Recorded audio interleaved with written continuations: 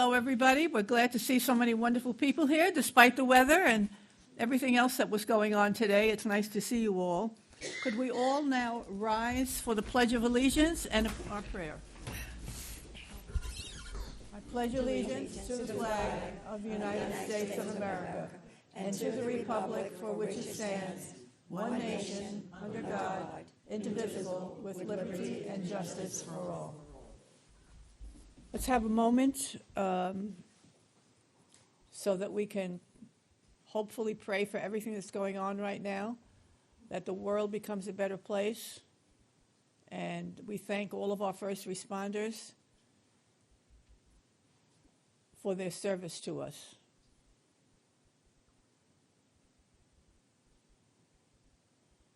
Thank you.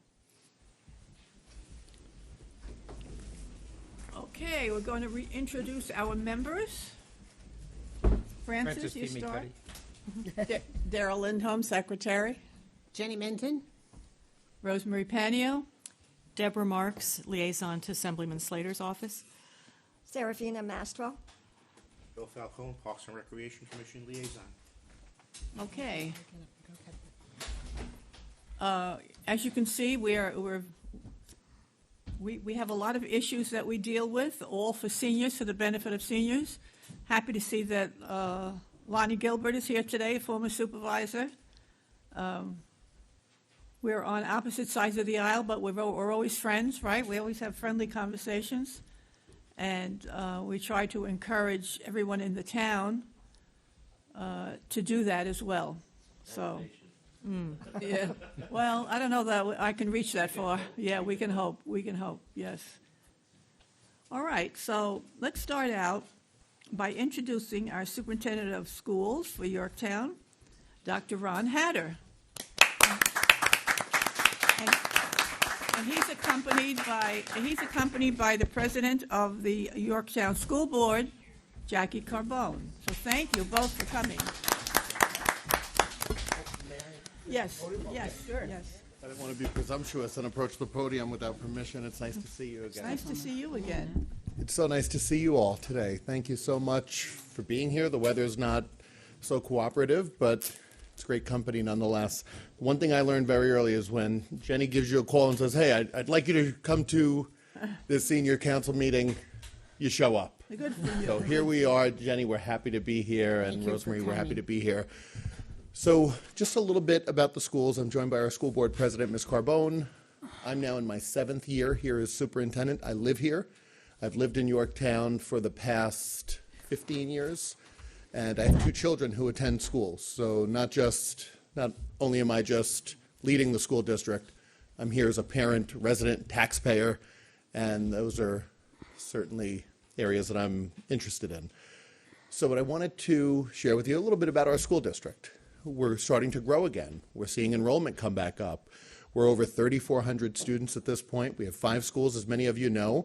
And am I correct in saying many of you have had children come through the Yorktown Central School District? And grandchildren. And grandchildren come through the Yorktown Central School District, so you're well familiar with our schools. Of late, there's a lot to be proud of in our school district. We were recognized as a National Blue Ribbon Award school, which is the highest academic honor in the country that a school can receive, and Yorktown has that designation. We've been recognized for character awards, national character awards, state character awards, this concept of esteem. And I know you drive by the high school, you see the sign, and I've received some phone calls saying you're spelling esteem incorrectly. It's E-S-T-E-E-M, but our sign says esteem, which is a little bit different. It's an acronym, it's a program, it's an approach to teaching and learning that we started back in 2017 that just puts empathy and kindness at the forefront of what we do. I think we all know that kindness and empathy is so sorely needed in every aspect of our world. So we are so proud of that in our school district and promoting empathy and kindness amongst our students, staff, and community. We have established so many new programs outside of all the awards, and you can go online and you'll see just about every award under the sun we have won since 2019 to date, and our school district's doing extraordinarily well. But we've started some new programs as well. We've started a brand new engineering program. A student can come out of high school taking an engineering sequence. A student can come out of high school now, not just learning to code. That was, like the kids say, so 10 years ago. Now what we're doing is we have a new course in drones, drone technology. Our children who take the course will be certified drone pilots when they finish the course. We're doing so many wonderful things, robotics, and just so many wonderful research projects, but we haven't lost some of the really important facets of education. I just want to share with you 2 artifacts. And I brought gifts for you all as well that I want good. to Oh, they distribute. all like that. So we're doing some state-of-the-art stuff. We have a beautiful engineering lab. We're doing architecture, it's just incredible. Everything that's happening is incredible. But our kids still learn to sew. Oh, That's something that now the seams are better than I can do, not quite what my mother was able to do, but our children come out learning to sew. If I need a button sewn on my shirt, I actually ask my daughter to help me out because she went through our middle school program. They're learning woodshop, which is something they're learning to build and to construct. So it's not just three-dimensional, computer-based, software-based. It's real hands-on stuff that our children are learning as well, and it's terrific. We got away from cursive writing during COVID. We're going back. We're going to continue to introduce that. So there's so many aspects of the educational program that we remain current. We're doing some really great things in our school districts, some best practices, some of the latest research we're employing in our classrooms. But we haven't lost some of the really important parts of teaching and learning as well. We haven't lost some of the things that I think there's a lot of value to. And I think you agree that there's a lot of value. Whenever I invite the senior citizens in to our school, and now, so we're coming to your place, we're going to invite you into our place in the spring. We'll wait for the bad weather to get out of the way, and then we'll invite you in the spring when the weather gets nicer. We'd love to have you here. We'd love you to come in, interact with the kids, come in and interact with our program, see the facilities. The renovations have been terrific, and all the while we've maintained a very, very careful tax rate increase. What I'll tell you is in 2 of my years as superintendent, we actually lowered the tax rate increase, which is something that's not very commonly heard of in school districts. Good idea. I believe that over the past 6 or 7 years, in the aggregate, in the average, it was about a 0.5 point increase each year. That's where we've been, and it's something that we're very sensitive to. And always remember, I raise your taxes, I raise my own. And that's not something that we're interested in doing unless it's absolutely necessary for us to run the school district. And you know how everything's gone up, and costs have gone up, and the food services, the food goes up, and gas goes up, and to heat your homes, I just got my oil bill. I don't know if any of you had to heat your home. Not a pretty number, not a pretty bill to heat your home. So we're getting good prices, but it's still expensive. What I'll share with you is we kept our prices at the cafeteria flat for the kids 3 years in a row. Good. So at this point, the children in the elementary schools are still paying about $3 for the full meal per day, and that was the same price as we had since COVID. So that's something that takes a lot of work to do, but we recognize it's important to try to keep the prices as reasonable as you can these days. Good things are happening. What we'll do is I'll get it through Jenny. I'll get a calendar of things that are happening. The concerts. We want you to come out to the concerts. Come out to the events. They're free for you to come to. Many of them are. Some of them have a small donation attached. But I'll get a calendar of events to Jenny. We'd love for you to come into the buildings. We'd love for you to be part of the schools. They're your schools just as much as they're our schools. So we'd love to have you come in. The band is amazing. The acting performances are incredible. The orchestra, the chorus, the dance performances, the sporting events. If you haven't been into the high school gym since your kids were there, it's gorgeous. Come on in. It's absolutely beautiful. Most of the events are at no cost to you, and you're going to be very welcomed when you come into our buildings. We'd love to have you there. So I'll turn it over to Ms. Carbone, our school board president, and then I will share with you some of the gifts I brought for you. I'll move out of the way. Jenny just wanted me to explain what the school board does. So we are a group of 7 volunteers that get elected on a rotating cycle of every 3 years. I'm working on year 18 right now. Wow. Yes. It's a long time. But we are in charge of setting policy. We work with the administration to set the vision. We oversee the budget.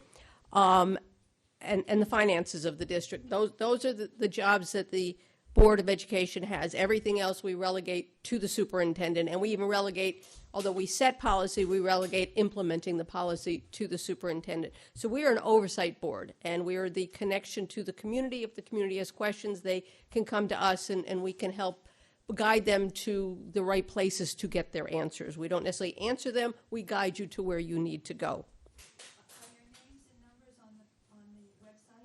Our names and emails are on the website. Yes. You're very welcome. And you can, there's actually an email that gets you to the entire board. So you don't just have to pick and choose one, we all get it. And we work, I'm very proud of the board that I work with. I think that we all have very differing views, which helps us to come up with, I think, great answers, because we don't just accept the one, we challenge things. And everybody has great strengths, and they're just a great group of people to work with. They're very, very committed to this town. They're very committed to the students of this district. And that's really all we do. So I just wanted to give you an update. Does anyone, excuse me, You're more than welcome to say thank you. Well, you're welcome. thank you. It is a pleasure. I just had one question. I know we have the new program this year for the pre-kindergartners.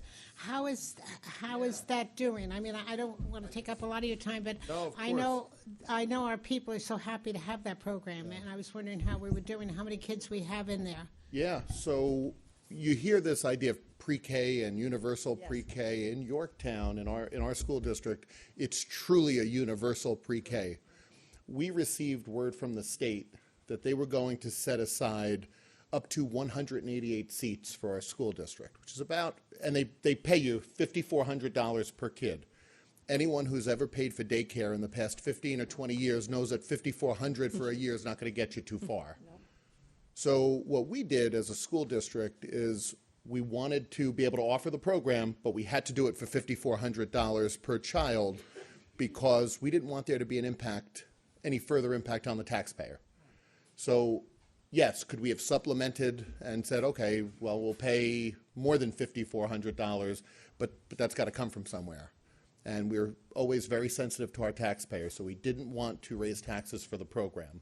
So what we did was we went to all of the local preschools in the community and said, hey, we have $5,400 per student. Would you be interested in accepting that? And in many instances, they just didn't have the bandwidth for the number of seats we need. Right now, we have 120 children in our community in the Universal Pre-K program. Oh. And there was a partner that came through, and it was YMCA. Wow. And the YMCA of Central and Northern Westchester, and they do Somers' program, they do the Valhalla program, the White Plains program, the Greenberg or Elmsford program. So they do several programs.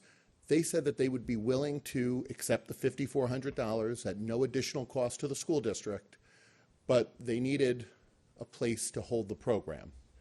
And I said, I know a place. Mm-hmm. And so we took them over to French Hill. Beautiful. And it was very easy to get French Hill up and running, because you don't have, it's very different than opening French Hill to be a school, because it doesn't have in pre-K you don't need any of the technology. Mm-hmm. Right. You don't need any smart boards or Wi-Fi. There's no Wi-Fi in the classrooms. There are also so many other things that you would have in a typical school that you don't have in pre-K, all the security investments, the queuing, parking lot for the buses to be able, we don't have transportation. We don't have food service. It's bring your own lunch to school. But every person in this community on our side of town who wanted access to the pre-K program is getting a full-day pre-K program 5 days a week at no cost to them. Wonderful. And at no further cost to our taxpayers. All right. Beautiful. So that was a win-win. So we're excited for that. We're hoping that the state continues the funding, because we can't absorb that. We can't ask the taxpayers to absorb that. No. And we couldn't absorb that either. So for us, on our end, we get the money in from Albany, and we send that exact amount right out to the YMCA to provide the service for our district. Okay. So it is actually, and we are still charging them rent for the facility. So we're still charging them a modest amount to cover our cost of doing business, because while we're not going to make money on them, we're not going to lose money for the taxpayers on them either. Absolutely. So that's something that we're we're proud of, and I appreciate you mentioning that, Jenny. That's something that I we're so just proud thought that of. was a very important issue to bring up. Thank you. I appreciate you doing that. Okay. Yes. Out of curiosity, are the teachers hired by the school district or by the? They're hired by the YMCA, so day-to-day operations are run by the YMCA, and they take care of the day-to-day. However, we oversee the curriculum that's being taught, so the curriculum is a Yorktown Central School District approved curriculum. So what the children are learning is approved by us. Thank you. Natalie? Lanny? Oh, sorry. Okay, where is she? What is she sitting Sure. She's sitting next to Wendy. with the hair? Burgundy sweater? So 3D printing, laser etching, those are all part of the Glowforge machines. Those are all part of the program. So yes, we do 3D printing, and we actually do 3D printing as far down as the middle school, and even in Crampon, we have the availability of 3D printers. So that technology has been in the school district, I want to say since about 2017, 2018, we got that technology. So it's exciting.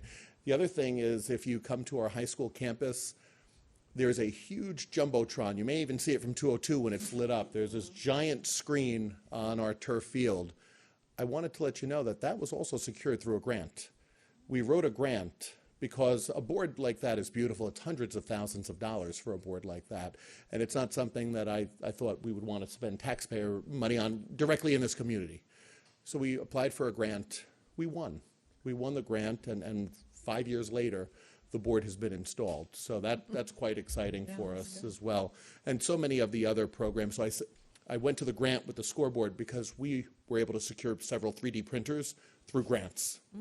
So that was the connection to the grant funding. Something on 60 Minutes, how they're building homes now. Incredible. And they're, when they go to the moon to have the moon eventually, they're going to utilize 3D printing. It's absolutely incredible what the capabilities are. Yeah. Do we have any other questions for? Now we can see what you brought Okay, us. so I'm going to tell you now, the pens that I brought you are not very good. And I'm sorry for that. So here's the story with the pens. And I'll leave these with Jenny, and Jenny can get these to you. We started a campaign in our school district, and Jenny, there are a few other goodies in here. We started a campaign in our school district about listening to the stories of our students and really taking an interest in our students and making sure that if a child doesn't do their homework, or we ask them the question, well, why didn't you do your homework? How can I help? How can we, just trying to support our students. It's not easy being a kid today. So we want to essentially listen for their story. And so what we gave out to our staff were these pens that say, listen for the story, and a pad to listen for the story. The pen lets you tell your story. The paper is symbolic of taking in someone's story. Now, the pens are not very good. I'm going to tell you now. This thing snaps right off. They were 44 cents a piece, and you know how I am with taxpayer money. I'm very careful with taxpayer money. These were all paid for by myself out of pocket. So I didn't buy the 99-cent pens. I got the 44-cent pens. And when you get a 44-cent pen, You get a 44-cent pen. you're just happy that they write. So, and the paper sticks. But that's one of the things. So there are some things that I'm leaving here for you. There are some refrigerator magnets with our school schedule. And then Jenny and Rosemary, I got you each mugs just because I love you wow. both, and I got you both mugs. Oh, thank you. But again, those were all Are you paid going to for. invite us for coffee again like you did? Only if you, I make a terrible cup of coffee, but the company is good. So that's, but yes, I am going to invite you all in for breakfast and coffee. But yes, I do pay for these personally. I just want to make sure that you're all aware of that, because I don't believe that taxpayer money should be used to give you a pen and to give you a notepad. So forgive the pen for breaking in advance. As soon as it breaks on you, you can say, that Dr. Hatter, I knew it. I knew the pen was going to break. But I wanted to share these with you. I'll Thank leave you. these with you. You can distribute Thank you them very much. at Thank the you. appropriate Thank time. you. And thank you for inviting us in. Yes, we wonderful enjoy seeing having you. you. We appreciate it. All right, so Jenny, I'm going to leave Thank these. you. Where do you want? Where Right there is I'll fine. leave right here. Thank you so much. Thank you, Ron. Thank you so to see you, much. Rosemary. Thank you. Thanks. Nice to see you. Thank you very much. Thank you. Bye-bye. See you at voting time. I know. Early voting. They were good. Wonderful. They're wonderful. They're very, very besides everything else, they're very nice people. Very informative. Yeah. Okay. Next on our agenda, we have Wendy McNamara here from New York Presbyterian Hudson Valley Hospital, who's going to introduce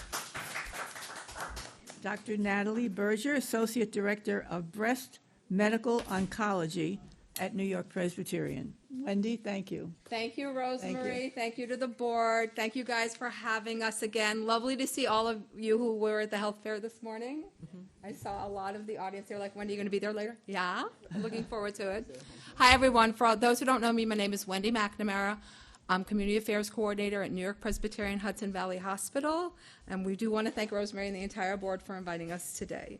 New York Presbyterian Hudson Valley Hospital is your neighborhood hospital, serving the heart of Hudson Valley community with specialties in cardiology, cancer care, obstetrics, digestive health, and gynecology.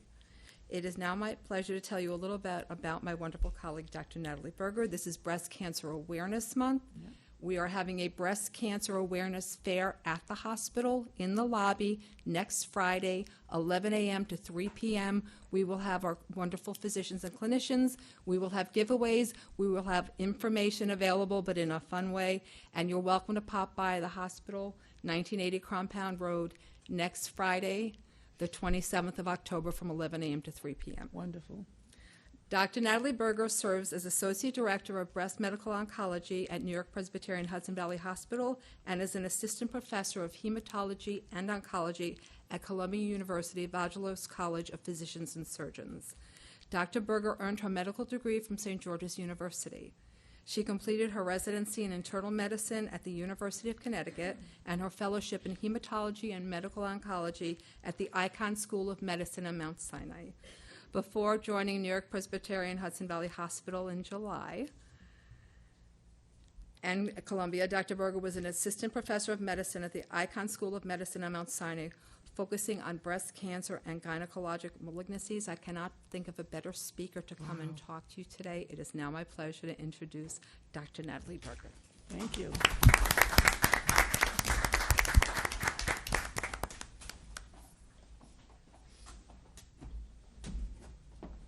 Good afternoon, everybody. Thank you so much for having me today. It is such a pleasure. Thank you for coming. You're welcome. It is a pleasure and an honor to get to be here today to talk to you all, to everybody listening at home, to talk to you about the importance of Breast Cancer Awareness Month. My specialty, as Wendy said, thank you so much for the kind introduction, is in breast cancer and gynecologic malignancies, right down the road at Hudson Valley Hospital. It has been such an honor to get to join this incredible community. You know, coming from Manhattan, it's such a different feel every single time I get to meet a patient up here. You know, everybody asks me how I like it and if, you know, how I would describe it.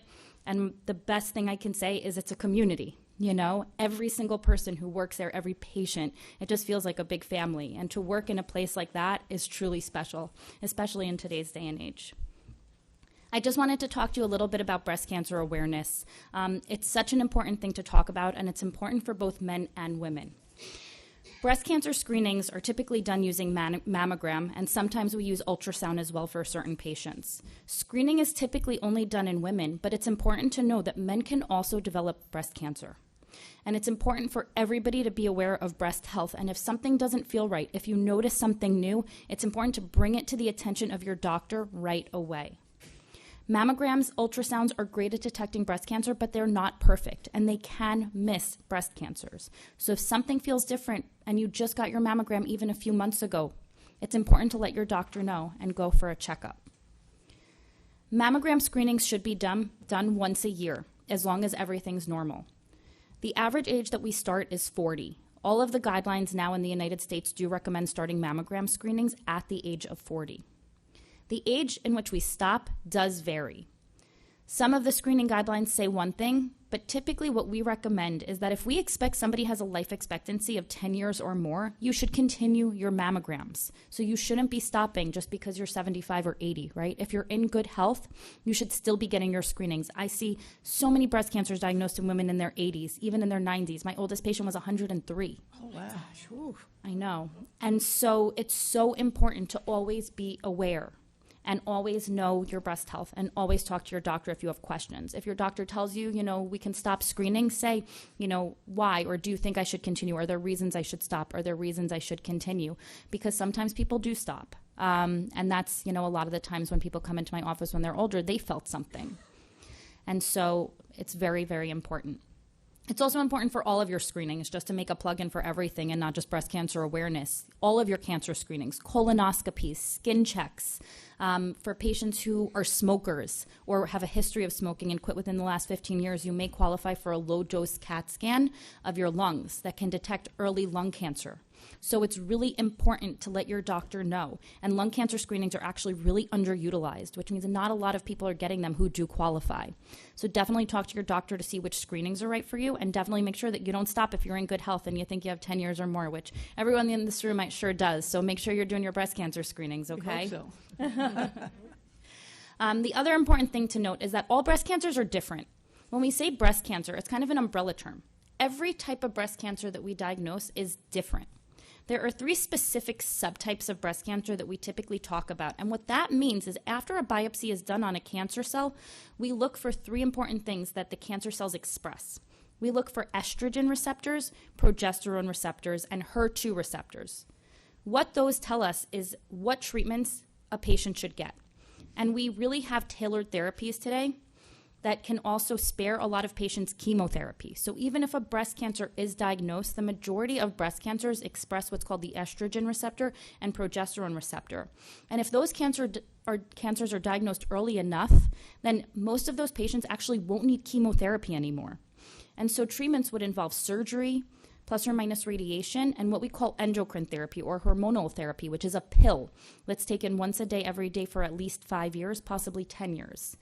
And oftentimes we can spare patients chemotherapy who have that type of breast cancer. So don't be afraid of finding out. It's important to know early. It's important to screen because early detection saves lives. And I just want to see if anybody has any questions so I can continue to answer any. Yeah. I would like to know how often the United States Preventative Task Force suggests screening for breast cancer, and how often the American Cancer Society suggests that. So the guidelines are different. So the USPSTF, the U.S. Preventative Task Force, used to recommend starting screening mammograms at 50, but they recently changed it to 40, which is in line with the American Cancer Society and all of our other organizations. They also recommend every other year, where the other organizations recommend every year. And it's really important because most insurances will still cover them every year. Because the number of people who I see who develop a breast cancer between 1 year and the next, is not insignificant. And the reason why the other organizations, do recommend it is because there's significance to that, right? And like I said, early detection saves lives. And so, if your insurance covers it, I do recommend going every year. The radiation dose for a mammogram is so low. It's not something that we typically worry about elevating a cancer risk, which sometimes patients ask me. So I do recommend annual mammograms for my patients. Do you have any brochures? For breast cancer awareness or for myself? Wendy has something for me, for my cards. Great question. I will be handing out cards to everyone, and I will go to my car, and I will I could have paid him. Great question. Yes. Okay, you say 40 you should start, but what if you, like, my sister had breast cancer, so, like, should I go early, It's a great in the family, question, yeah. important question. Family history, exactly. And I should have, I'm older now, but I mean. when you were young. She had it, when she was like 22. Oh, wow, I'm so sorry to hear that. So, That's very young. And then she got it back again now. Wow. I'm so sorry to hear that. Could you get it? Absolutely, yeah. It's a great question, and the short answer is yes. So knowing your history and knowing your family's history is so important. A lot of people used to not talk about a cancer diagnosis. A lot of things we didn't even know about, right? 80 years ago. And people say, I didn't know, something was wrong. I know they had some kind of cancer, but I don't know what it was. It's important as much to your ability to collect your family history, to know your family history, to know what age people were diagnosed with that cancer, because that does impact the recommendations we may make. Because genetics do account for 5 to 10% of all breast cancers. So majority of breast cancers are not genetic. However, 5 to 10% are. And in patients who have a genetic predisposition to developing cancer, typically we do screen differently, and we may even recommend certain surgeries to prevent cancer before they even have a chance to develop. And so in your history, like you said, your sister diagnosed at 22, she should definitely have had genetic testing, right? And that genetic testing looks for different mutations in somebody's DNA that they were born with that increase their chance of developing a cancer. And if somebody's family member has that mutation, then their family members should also be tested for that, because that could change what we recommend for you. If somebody has a family member that's diagnosed before the age of 40 or in their early 40s, we do sometimes recommend screening earlier than 40 with either MRIs or mammograms in certain cases. But mammograms are not as good on patients who have what's called dense breast tissue. And the younger you are, the denser your breast tissue is. But even as we get older, breast tissue can still be dense, and that's when we also use the ultrasound to help us, because dense breast tissue can obscure a small mass that could be hiding, and you may miss it on a mammogram. And so in our younger patients, oftentimes mammogram alone is not sufficient because you can miss something small that's developing. And so an ultrasound or a breast MRI may be recommended as well. Okay, so now I have the regular mammogram plus the dense thing. I mean, so that's fine for me, because my sister has cancer. Well, I would definitely, I don't want to make individual recommendations, but genetic testing in patients who have a family member who was diagnosed at an early age with triple negative breast cancer, before the age of 60, they should be undergoing genetic testing. And you want to test the person who had the cancer first, ideally. If that person is no longer with us or they aren't able to be tested, then you should talk to your doctor about speaking to a genetic counselor, and they can review your family history with you and decide whether genetic testing is right for you or not. You're welcome. So that's one of the genes, yeah. So the BRCA gene is kind of one of the most, commonly known genes associated with breast cancer. There's BRCA1 and there's BRCA2.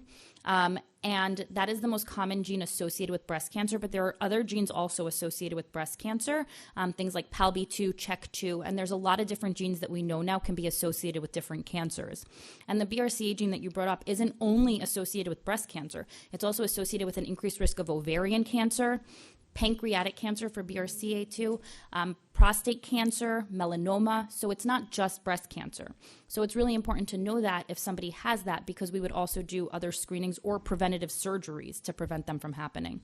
Just to add on, ovarian cancer has been known to be the latent, very difficult to find.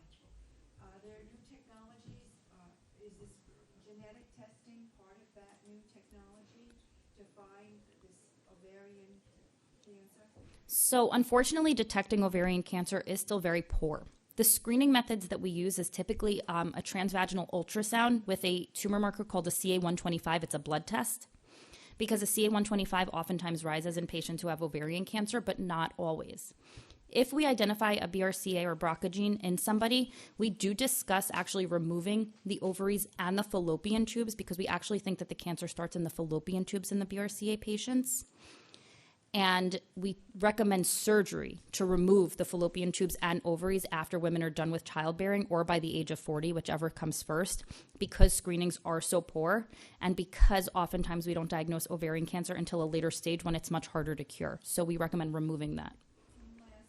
Is there an average age for ovarian cancer? So typically in your 50s, but we can see it across any age. And so 50s to 60s is when most breast cancer incidence peaks, but we do see them before and we do see them after. Of course. Okay. Go ahead. If you have density and there's no history, do you need both tests?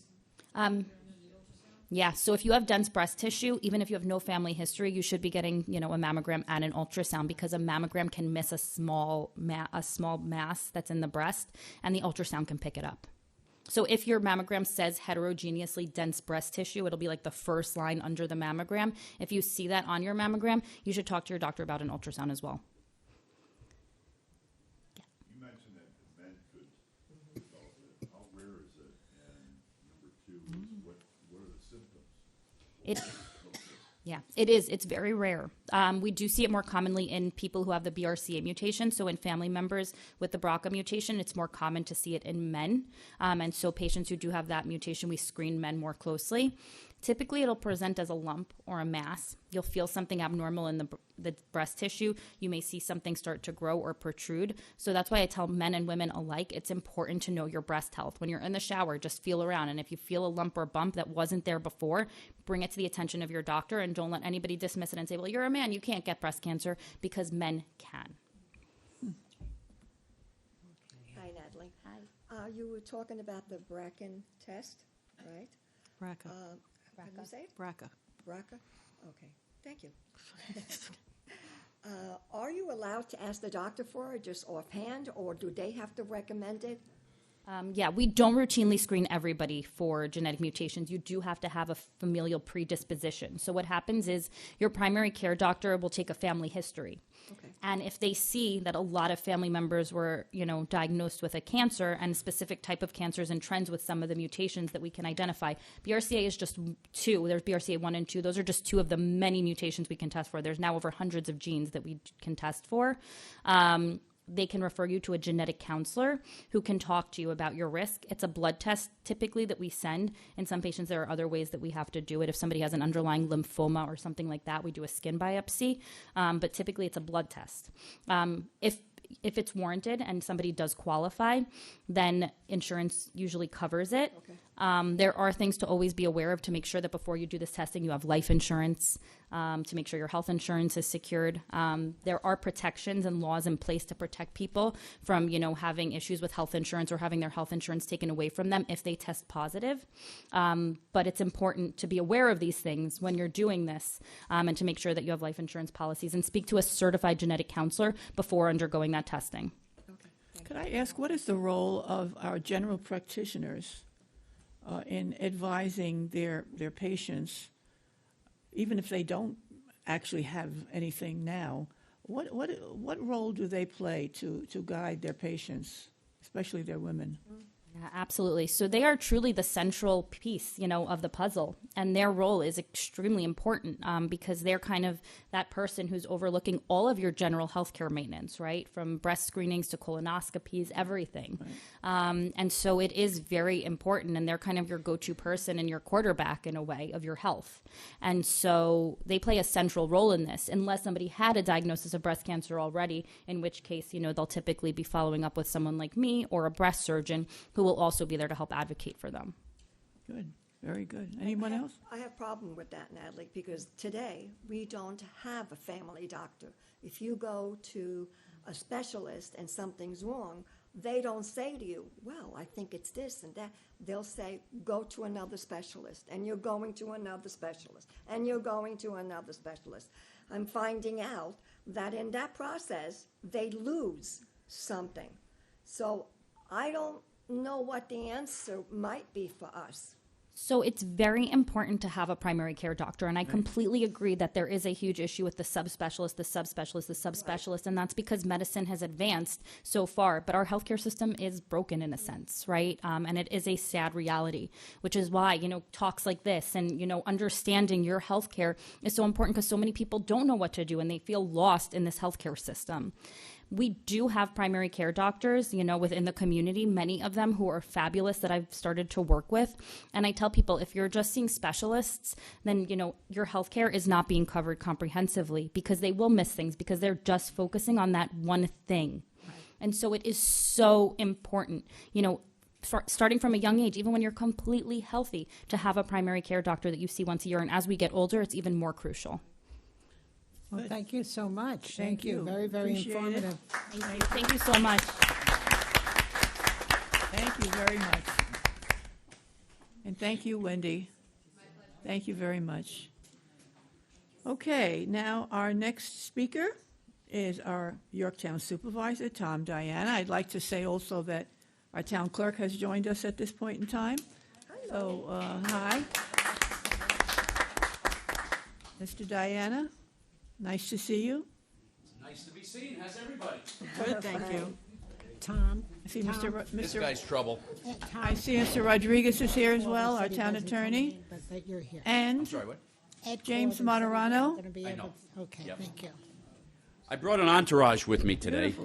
We have a little bit of exciting news that's come to us within the past couple of days, and we've been talking about it in the past. But I think everybody's going to be happy about it. First of all, I understand we have a birthday boy in the room. Joe Falcone. Happy birthday, Joe. Thank you. It'll be the end of the month, though. It's okay. Halloween. At least I can't say I forgot. I'd rather be early, all right, than late. Good. And Ed Lachterman, my deputy, sorry he couldn't be here today. He got stuck in an appointment down county someplace. So I just wanted to give him a shout out because he as well was a part of this project. It's my pleasure to provide you with a quick review of our senior center coming soon. Yay! Right next door to the Beaver Ridge Apartments. Wow, look at that. As you may recall, a couple of years ago, we ununanimously approved a bipartisan basis, a 35-year agreement to preserve and enhance 160 units of affordable senior housing at the Beaver Ridge Apartments.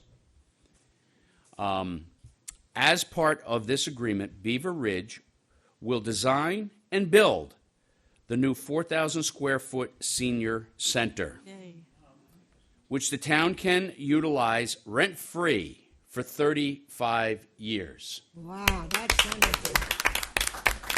And I just want to say that Ed has entered the building. He lied to me. He said he wasn't coming. I better shout him out because he was going to watch. I have with me today the floor plans and rendering to share with you.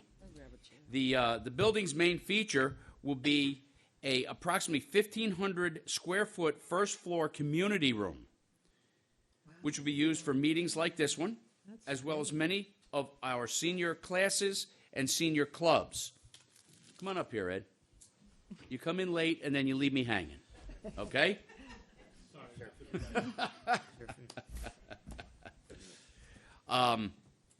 In addition, there would be an additional 2,000 square foot of office space for use by our Parks and Recreations Department, whose staff, department staff who design and implement all of the wonderful programs Yorktown seniors have come to enjoy. There will be access to the senior center from various points, including via Underhill Avenue, as well as from Beaver Ridge. Parking for the new senior center and recreation offices will be located on the adjacent Underhill Farms property, whose new owner has agreed to the parking. Good. Some of you may remember that our community spent decades, years trying to figure out how to pay for a dedicated senior center while not burdening taxpayers. This partnership is a creative solution to a long-time goal. Under past supervisor Matt Slater, we were able to come up with this plan. It furthers our commitment to working with property owners so that they can responsibly develop while giving back to the community where they operate. And it's and it's an historic public-private partnership for Yorktown, which protects housing for some of our most vulnerable residents and most valuable residents, too, while also developing infrastructure and amenities that the town needs. Now, the reason it's going to be a shared area is because our Parks and Recs department have been working out of trailers for about 20 years, okay, that were temporary 20 years ago.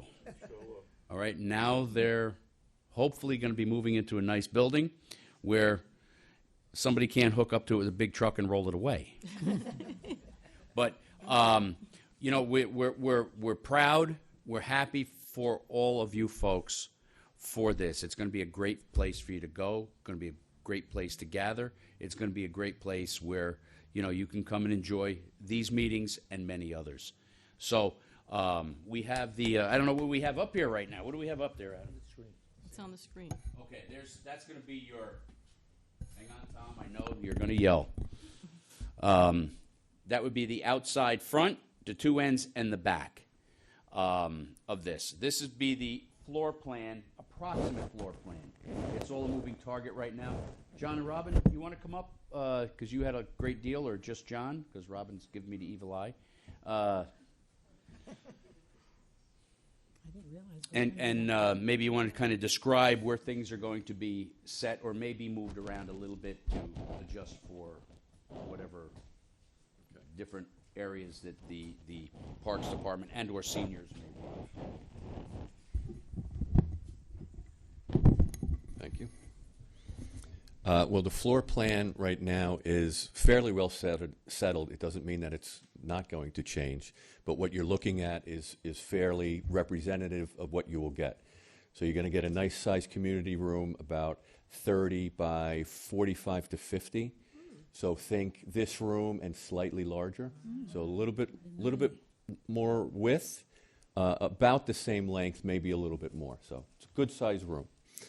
And then you will enjoy at least half of this building. So you'll have a full 2,000 square feet for the senior center, which will include, you know, your entryway, your bathrooms, a little kitchenette, and the community room, and, you know, some other smaller service spaces for the janitors and so forth. So I think the rec office, I'm not going to talk about changes there. We've already made a number of them, but that is pursuant to the desires and needs of the rec department. But needless to say that you will be utilizing 2,000 square feet as a senior center for your purposes. If you could put up the site plan, Rob, and I'll describe that a little bit.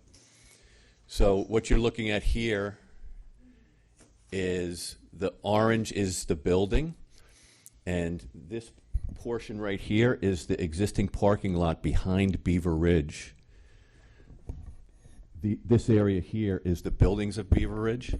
This in red will be the proposed parking lot that will be part of the new development.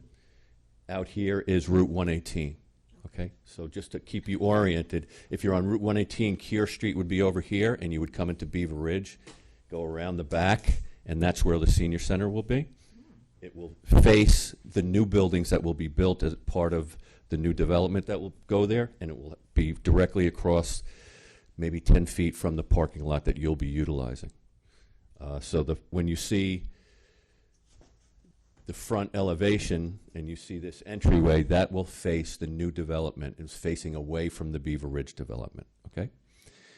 So you'll be able to, by car, enter in through the new development on Underhill, or from Keir Street onto Allen Avenue and in through Beaver Ridge. Two ways to get in, okay? We have joining us Assemblyman Matt Slater, who was instrumental in this project also. Come on up, Matt.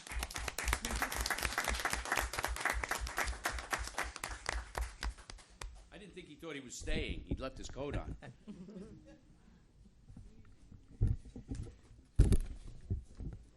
Thanks, Jim. But this is some exciting news.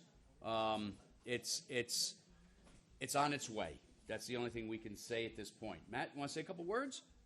Absolutely. The first time I've ever seen him. Well, I don't know what we're talking. I don't know what we're. We are talking about the new senior center at Beaver Ridge. Oh. Or at, I'm sorry, adjacent to Beaver Ridge. Well, what do you know? Is this the site plan? That would be your floor plan, front elevation, rear, and two sides. Site plan would be up on the board, right up there now. There we go. Well, that's exciting, and really.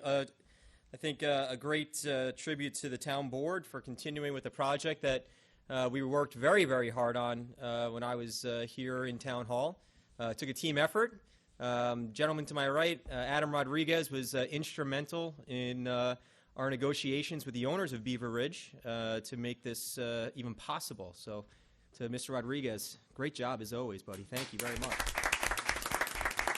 And of course, to our Parks and Rec Superintendent, Jim Moderano, I promised him when I first came into Town Hall that we were going to do something like this. I said that this was needed, it was past time, and just a really exciting thing to hear and to see. And so to Supervisor Diana and to the Town Board, you all deserve a great round of applause for keeping up with this important initiative.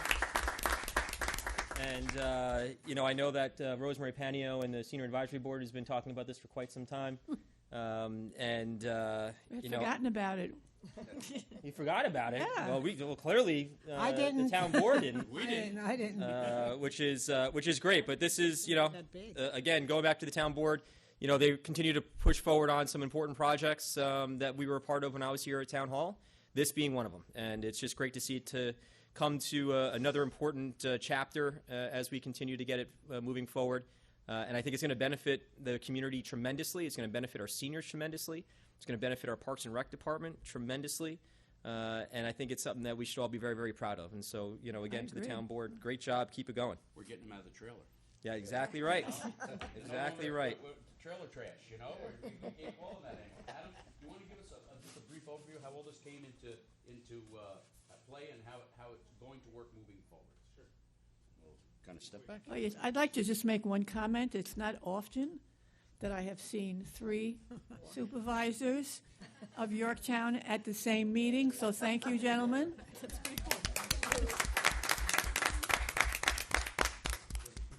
Just at a high level, Beaver Ridge, when they established the affordable housing at Beaver Ridge, they were granted a 40-year, essentially technically not a pilot, but basically a pilot, a reduced level of taxation in order to subsidize the affordable nature of the units. It expired. It expired in 2020 or 2021. I don't recall exactly. So they came to us trying to basically get a renewal of this reduction in taxes to maintain the affordable nature of the units. And through that process, we were able to negotiate, as the supervisors mentioned, a 35-year pilot agreement ensuring the affordable nature of the units, ensuring an additional $750,000 in commitments to capital improvements to the Beaver Ridge units, and the senior center. The senior center, we're going to be able to use it for the entire life of the pilot agreement, the full 35 years, rent-free. They have to build it on their dime, and that's basically it. Beautiful. Thank you, Al. Deputy Ed Lackerman would like to say a couple words. Look, as the liaison for the seniors and the Senior Advisory Committee, it's great to see this going through. I've been spoken to by many of our residents about the need for it. At least some type of updated facility, a little more room, and we're getting all of that plus. And I want to give kudos to both Matt and Tom as our supervisors. When I came to Matt saying, hey, look, we need something, he was always looking. And when this idea came up, he was able to put it in play with the help of Adam and Tom's dedication to the seniors and Yorktown, as he is one of the seniors of Yorktown. Wow. Like that. Definitely like that. Who needs enemies? That's it. No, but you know what? This was something that if there's not that cohesive, if there's not the people working together for the people, it could have gone by the wayside. Granted, it takes a while, and that's something that I think most of the people in this room understand. Government, you can't just snap your fingers and it all happens. There's a whole process to go through, and I thank all 3 of the gentlemen behind me for their dedication in making sure that this comes to pass. Thank you, guys. Thank you, Ed. And last but certainly not least, probably one of the people in this room that's forgotten, and I'm not going to forget him today, is Jim Martirano Jr. Jim, why don't you come up here and say, this guy does so much, not only for our seniors, but for our whole community. He was out last night at our prayer vigil. You see him at 7 o'clock in the morning setting up chairs someplace else or taking something down with his crew. He's amazing. Let's give him a big round of applause. Jim?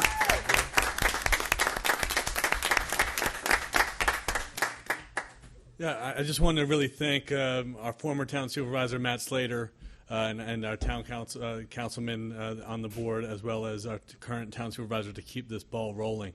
I want to talk a little bit about vision. You know, when you're talking about Matt as a supervisor and Tom as a supervisor as well, they have vision for this town. They know what the needs are by getting to knowing their department heads on a more intimate level and knowing their constituents as well. And this is kind of a win-win-win situation. One, it provides affordable housing for our seniors for 35 years to come. You know, let's hear it for that. Two, it provides recreational space for seniors that is exclusive to them, that they haven't had since forever here, since my father was a councilman and wanted to create a senior center. So I'd love to hear it for that as well. And third, and most importantly for me selfishly, is anyone that knows me as a rec professional knows that I gravitate towards senior citizen recreation. And this puts me in a closer spot with our seniors in this town, which is very special to me. Yeah, thank you. Is that why you spend so much time in my office, because I'm a senior? I know it. So I couldn't be more thrilled to have the support from my town board to make this happen and continue to juggle this ball. There's a lot of things that took place to make this happen. I was skeptical, as Matt could say, when he first said that this might happen. I said, I believe it when I see it. And, you know, obviously when you have a change of leadership, you're not quite sure if things are going to keep going. But I am impressed that Tom continued these conversations to make this into reality. And I really can't believe that this day has come. And myself and my department couldn't be more happy. So thank you all very much, and looking forward to the future of this board. Thank you. Thank you, Jim. And I have to just say, this kind of stuff can't get done without the man and woman behind the pencil that make these drawings and get it set where it's supposed to be. John Tegeter, Robin Steinberg, thank you. I guess it's not a pencil anymore. It's probably a computer mouse, right? But it was a pencil. When are they going to get started? There's still iterations of the Soundview site that's going, and when they're going to start with all the site plan at the same time things over there. Okay, so thank you. That's when it'll get. But it's still fluid, but it's now going to happen. Good. All right. I have a question. I want to know what is the capacity for the number of people that are going to be able to be held in the senior center, and how many parking places are going to be there for seniors? I think there was like 30 parking spaces, if I'm not mistaken. Is there more than that now? 40. 40? Yeah. Okay, 40 parking spaces. And John, what was the capacity in a room like that? I'm not sure. What's the capacity of this room? Well, the capacity would be similar to what you see here. Right. But the actual capacity will be set at the time of CO. It's determined by square footage. That determination comes from the building department. Okay. Yeah, we don't set that capacity. The building department does with the fire departments and so forth. John, what does it say on the door here? Set up. How many seniors could be sitting at those tables?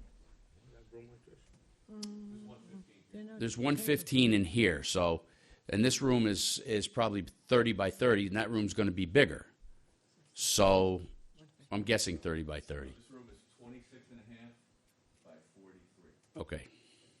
That was close. Put a little bit on one, take a little bit from the other, huh?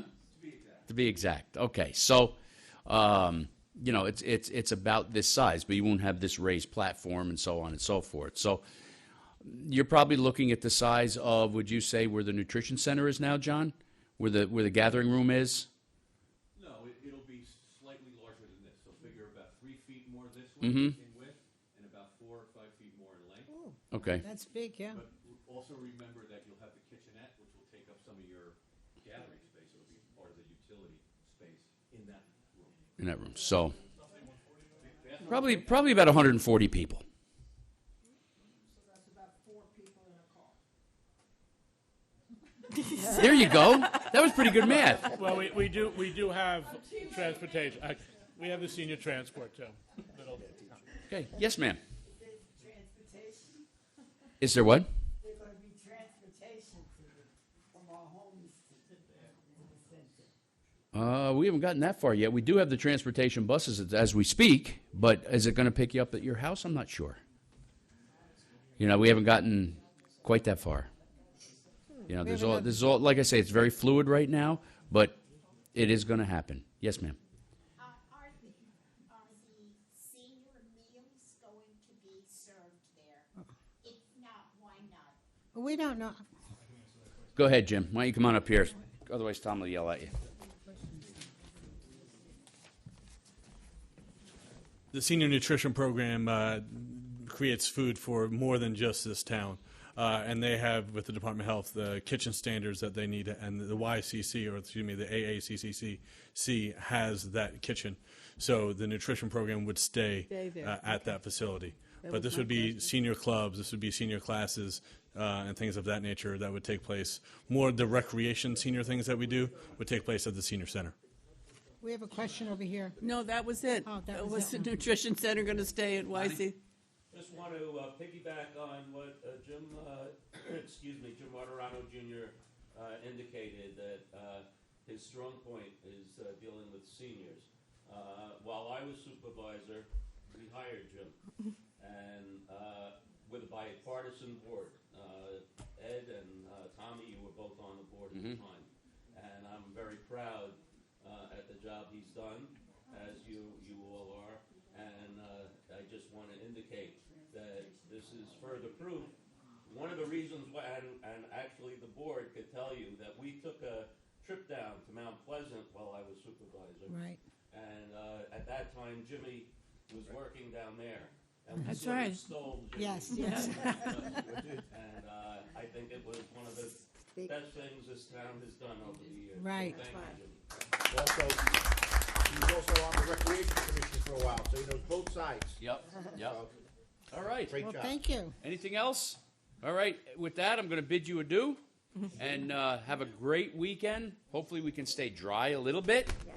All right, and a good Halloween, because I won't see you. All right. Thank you. Thank you, Supervisor. Thank you very much. Thank you. Just two.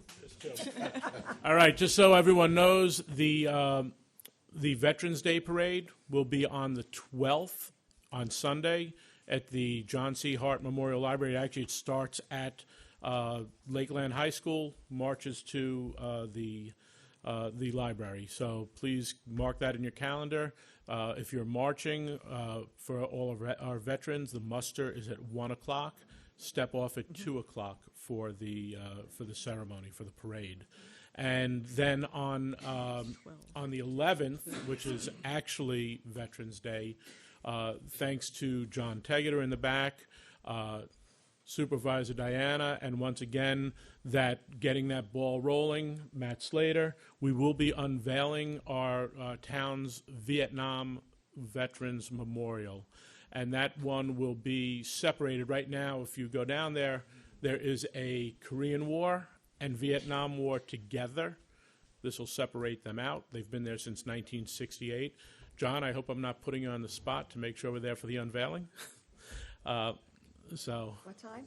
Right now, we're scheduled to have it on that day. Okay. You know how things always go, so Yep. always take it with a grain of salt, but that's what we're anticipating right now. So that will be at the time of the armistice, as we all know, as it used to be Armistice Day, the 11th hour of the 11th day of the 11th month. So 11 a.m., right down here in Patriots Park, behind me, to my right, your left. So please try to attend that, and we really want to pay the respect to our veterans that they deserve. Thank you, Ed. I Thank you. just got notification that the Lions Club parade is going to be. Yes, usually that's not the seniors there, but Why not? well, I resemble that remark. you do. Tommy wanted us to make the route shorter. It's a full quarter of a mile, and he was having trouble. So yes, due to the field conditions from the rain, we're predicting it to be very muddy and swampy. Plus, there are some winds scheduled to pick up. Not the best to have kids in a bounce house as they fly off to Oz. So the Lions are postponing until next Saturday, the 28th. Once again, 2 o'clock. They line up by the Firehouse and Rexall. and march around to the field. And for those of you coming and bringing children, grandchildren, or yourselves, there will be activities. Every person who comes there, the Lions don't charge them, but they do ask them to have an activity for the kids. Candy to give away. The Lions will be giving away their candy bags. So you can cover your sweet tooth, and we'll get Tommy a Snickers so he's not hangry, and we're all good. So Thank you. Hey, Thank you very much. you. Thank you. Thank you, gentlemen. Thank you all. That was nice having them all here. Get a nice picture of us. Thank you. Thank you all for coming. Appreciate it. All right, without any further ado, Well, if I could just real quick more, hey Supervisor, one more thing on that senior center. When we were talking about it, and I don't like to be brazen like this, but when we were first kicking it around, just for consideration, there is a former councilman who still lives here in Yorktown who's been a great advocate for the senior population, and I think it would be wonderful if that senior center is named after Tony Grasso. So something for you to consider. All right. Just food for thought. Very good. Well, I appreciate the opportunity. I just wanted to come and say hello to my hometown. It's great to see everyone again. Just back from Albany. No, we are not in session, but we are doing some important policy development and had some public hearings up in Albany just yesterday, one of which that I participated in had to do with the new artificial intelligence technology that companies are deploying and how we need to make sure that we have guardrails in place for things like facial recognition and the use of facial recognition in schools being one example. And I'm happy to say that I joined a bipartisan coalition to oppose the use of facial recognition in schools, and the New York State Education Department agreed and has instituted a prohibition on the use of facial recognition in our schools, which I think is important. But I wanted to just come and talk about some of the important senior initiatives that we've been working on. I know that our chair, Rosemary Panio, loves stats, so I brought some stats for you, Rosemary. stats. You ready? 3.5 million seniors are currently living in New York State. All right, 3.5. 3.5 million. And nearly 1 in 5 New Yorkers are over 65. That's more than 18% of New York's total population. Currently, there are 96,866 residents in a nursing home, and our public retirees, and I see Mrs. Dorr here, 507,923 public retirees. In fact, 79% of our public retirees still call New York State home, which is great. That's right, it is because of that great pension. But one of the things that I found when I was trying to focus on the affordability crisis that we're facing here, especially for our seniors, and that's the fact that New York hasn't, in close to 40 years, addressed a very important topic, and that's the retirement income tax exemption.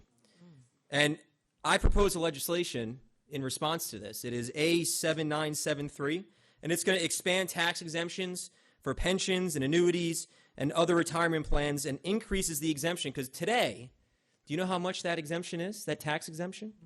$20,000. That's it.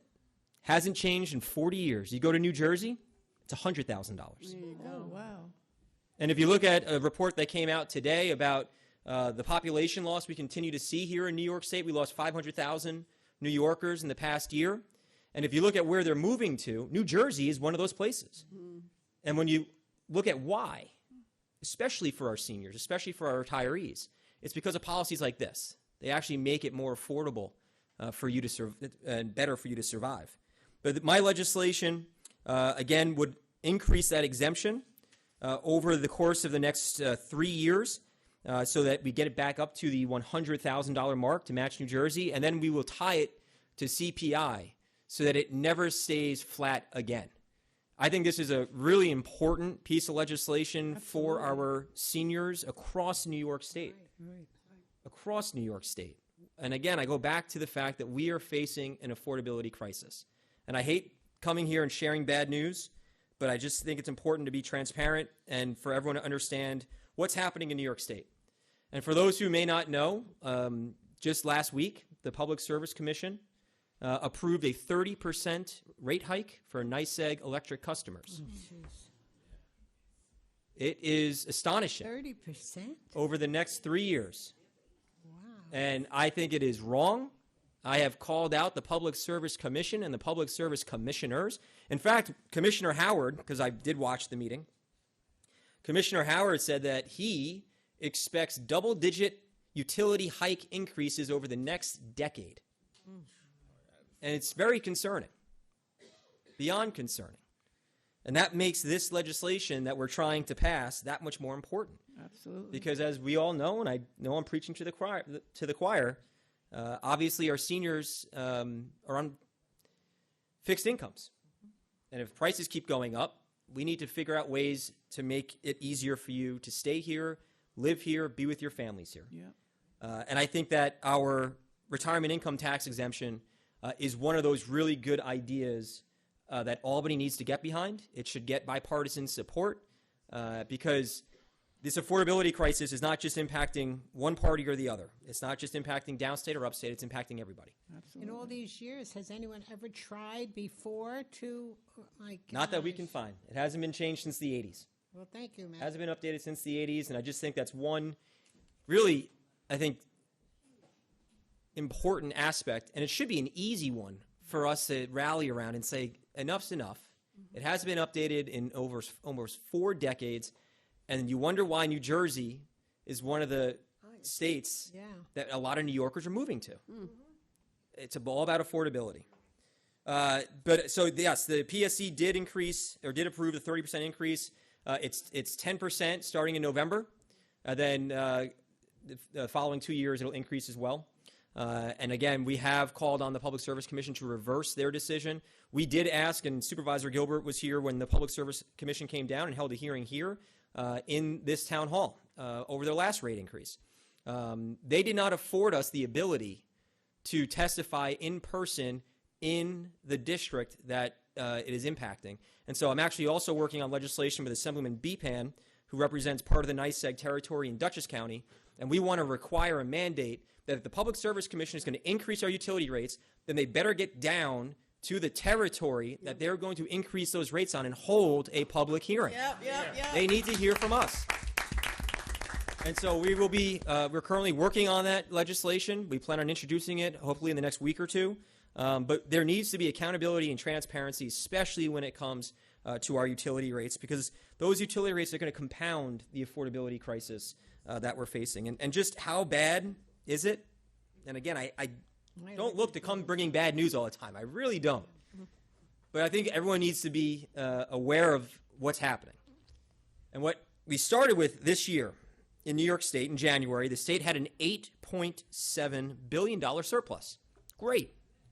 We were doing really well. Next year, we are facing a $9 billion deficit. Oh my gosh. So we have a structural problem that we need to address. In fact, if you look at the projections over the next 3 years, it's $36 billion that we are going to be working at a $36 billion budget deficit the next 3 years. And so, you know, we go back to that affordability crisis. I don't think raising taxes should be on the table. And I know a lot of my colleagues disagree with me on that because they can't figure out any other way to fix the problem. But the problem isn't a revenue problem. The problem is a spending problem. Right. Because if you look at the facts, New York's budget has increased by nearly $60 billion in just the last 5 years. So it's not the revenue that's the problem. It's our spending. And we have to make sure that we are focused on our priorities. And I believe the priorities need to be our kids, they need to be our seniors, and they need to be for the disabled in our community who rely on social services in order to survive. That needs to be, I think, the foundation of where we build our budgets off of, because those are the people that we need to help the most. So this coming budget cycle is going to be a very difficult one. It's going to be a very challenging one. But it's one that we're going to have to, I believe, we need to, as a bipartisan effort, come together for the best of New York and try to make sure that we address the affordability crisis that we're all facing. There are a couple of other items that I just wanted to highlight for you. that I think are as important for our seniors. Obviously, again, the utility rates, and if you remember earlier in the year, I actually introduced legislation that was a notification of energy rate increase and support programs, and that was for the supply side. Remember, the supply side is not regulated by the Public Service Commission, the cost to produce your electricity. We're only talking about the cost to deliver your electricity. And as we see the war in the Middle East going on and that terrible conflict, and you see the war in Ukraine continue, it's going to impact our ability to produce energy, which means the cost of energy goes up. So again, we want to make sure that there's transparency and accountability, which is why I put in legislation that requires utility companies to notify consumers when these supply costs go up. Again, we saw those supply costs go up 40% at one point. So we are trying to bring more attention to that and more transparency to that as well. I am also sponsoring, it's called Trust, the Tax Reduction Utilization Security Target, and that's going to bring financial responsibility and trust back to New York, because what we want to require is for New York State to use any revenue from increasing or imposing new taxes towards property tax relief. And that's what it comes down to, I think, again, with that affordability crisis. We know that we pay among the highest property taxes in the nation here in Westchester County and Putnam County, another area that I represent. And we need to start really focusing on delivering true and meaningful property tax relief to the residents of New York State, and especially our seniors. And so I just wanted to stop by real quick just to say hello. I also wanted to thank everyone who was able to come by our senior health fair that we held. Thank you to Hudson Valley Hospital, New York Presbyterian, one of our key sponsors.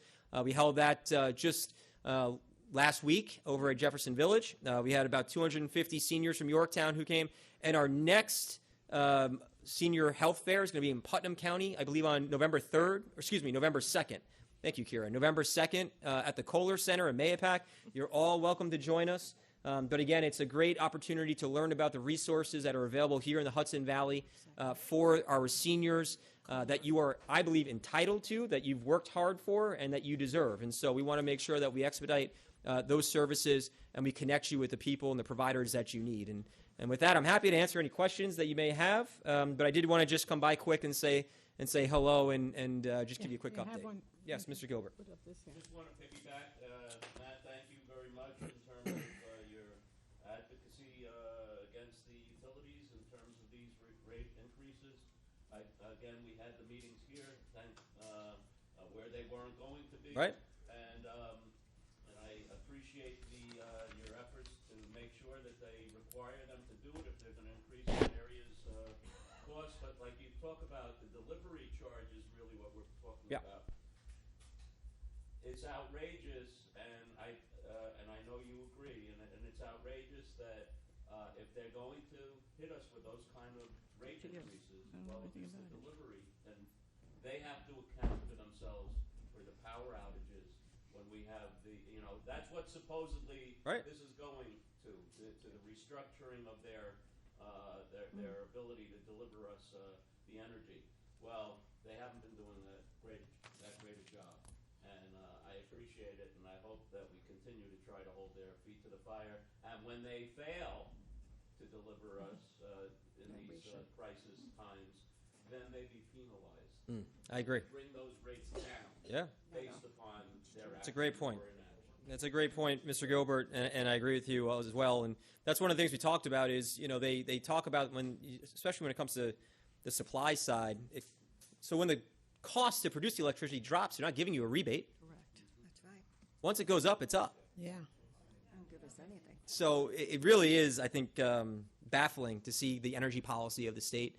I recognize what they're trying to do, but I think in typical Albany fashion, they haven't thought it all the way through.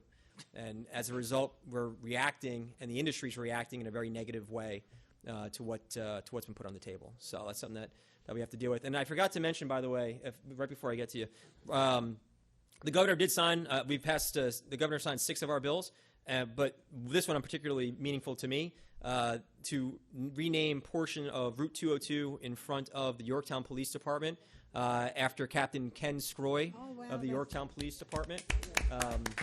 Yeah, absolutely. Please give him a round of applause. And, that's meaningful to me. I was sitting on the town board when we made Ken lieutenant. And he was a tremendous, tremendous member of the police department, a great member of our community, a fantastic father, and we miss him dearly. And so my hope is that this is going to inspire some more individuals who drive down the Captain Ken Scroy Memorial Highway right here in Yorktown to emulate everything he stood for. You know, he was a great cop, and as Chief Noble says, great cop, better man. And I couldn't say better myself. So I did want to also share that as well, that the governor did sign that legislation, which Thank you. Senator Harcum had carried for us in the Senate. You had a question, sir. Yes. Of these bills that you're presenting, are you finding any co-sponsorship with the Democrats? Yeah, I think, listen, everyone knows that I'm not afraid to talk to anybody, and everyone knows that I'm not afraid to work with anybody. And so we do find common ground with our colleagues on both sides of the aisle. They recognize, both sides of the aisle, I think, recognizes the importance of the affordability crisis that we're facing, and we have to really come together to find meaningful solutions. And so, you know, again, I was up in Albany yesterday with members of both sides of the aisle talking about important issues like this. And I do think that there is some broad agreement that we need to take some significant action this coming session. And so, you know, I will continue and always continue to reach across the aisle to find commonality where commonality can be found. I was just with the Yorktown High School AP Gov class a little while ago, and they asked the same question: how do you deal with the two-party system in Albany? And I said, you know, very simple.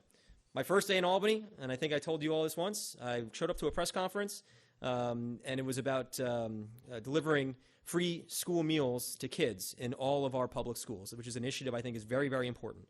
And, you know, I was the only Republican, the only one. And they went around and they started introducing everybody, and they looked at me and they said, well, who are you? And I said, well, I'm Matt Slater. I represent the 94th Assembly District. And they said, but you're a Republican. And I said, yep, and I agree with you on this issue, and I'm proud to stand here with you.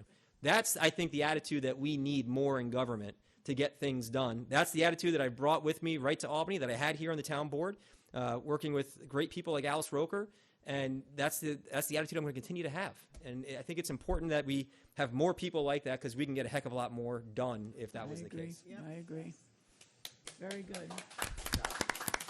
Other questions? If anyone else has any other questions while you have me? I know we're running a little behind. I apologize. That's quite all right. It's okay. Thank you. No? Quite Well, all it's right. always great to be back in Yorktown. Always great to be back here in Town Hall. Thank you so much, Madam you. Chair, for Thank accommodating you. me. Thank you. Always great to see everybody. Thanks so much. Be well. Thank you.